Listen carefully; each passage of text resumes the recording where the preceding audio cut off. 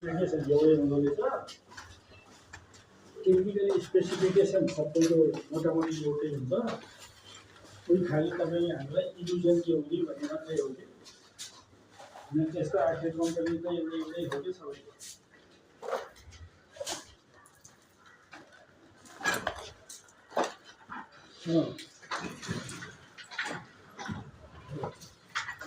बसेर सल्लाह गर्नु।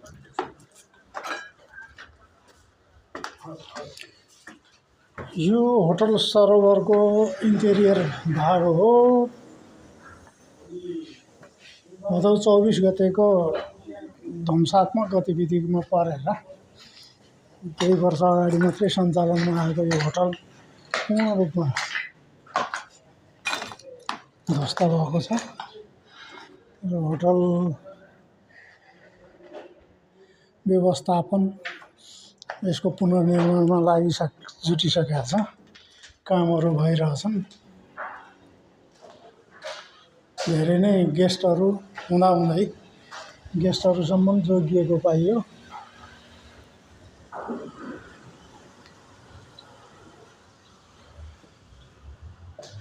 प्रत्येक कोठा चलेका छन्।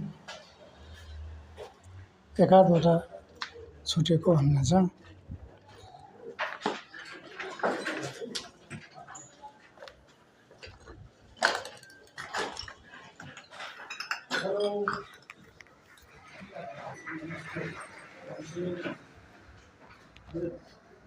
पोखरा छ नि कहाँ छ अहिले? म यहाँ चौथो त आउँछु यार।